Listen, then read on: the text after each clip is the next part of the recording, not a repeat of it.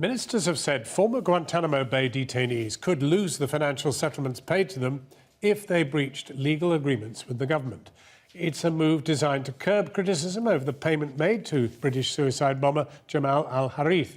Tonight, his wife Shukee Begum tells us what he may have done with the money, as Assed Baig now reports. 2 nights ago, this programme revealed that this man, who ISIS claimed carried out a suicide attack in Iraq this week, had been identified by a family member as British citizen Jamal al Harith. 16 months ago, we revealed that the former Guantanamo detainee, released after lobbying by the Blair government and who received a government payout, had fled to Syria to join ISIS. Today, I spoke with perhaps the person with the best insight, his wife, Shukee Begum. In 2015, this programme disclosed that she had flown to Syria with her 5 children, she says, to try to persuade her husband to return to the UK. She is still stranded in Syria. I was seeing on the news at this point that ISIS was going from bad to worse. So I decided that I'd go and try and speak some sense into him. His wife says the sum Jamal al Harith received from the British government was substantially less than the £1 million being reported, and also it was an out-of-court settlement and not compensation. She said that there was not much money left, but confirmed that taxpayers' money may have been used to fund his extremist activities, including, crucially, she believes, funding his travel to Syria, where he joined ISIS.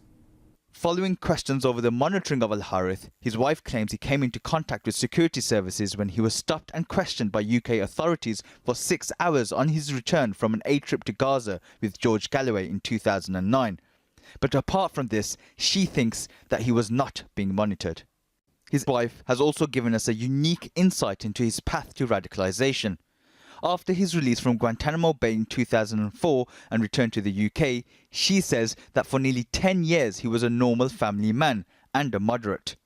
His radicalisation, she says, began in late 2013 and was a response to atrocities committed by the regime in Syria. His views changed after contact in Manchester with this man, Rafael Hosty, known as Abu Qaqa al-Brithani, a major ISIS recruiter before he was killed in a drone strike in Syria last year. Al Harith travelled to Syria in 2014, where he joined ISIS. Shukee says her attempts to persuade him failed and she endured a 10-month ordeal trying to escape. Well, I knew I wasn't ISIS, and I'm not ISIS. It just wasn't my cup of tea. She is now in no man's land between Turkey and Syria, but outside ISIS territory. She also told us that when she was in contact with him, he was involved in distribution of aid and was ideologically opposed to suicide attacks. Our revelations about al Harith have led to criticism of governments past and present. Jack Straw, David Blunkett and Tony Blair have all issued statements in their defence.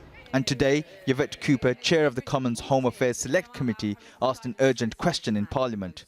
Can he confirm whether Mr al Harith was made any payment? Would he agree that people across the country will feel sickened at the idea of large payments being made to someone who may have been involved in serious terrorist activity? Was he being monitored at that time? Was he on any border watch lists at the time? Some of the vulnerability that led us to have to pay those damages occurred when she was a member of the Labour government and when those individuals brought claims against her. The Security Minister also told the Commons that Guantanamo Bay detainees would face attempts to recover payout money in the event of a breach of legal agreements with the government. But tonight, when I spoke to Jamal al Harith's wife Shukee, she said that her husband's money is all gone. Assed Baig reporting, and we'll be discussing the issues raised in their report in a moment.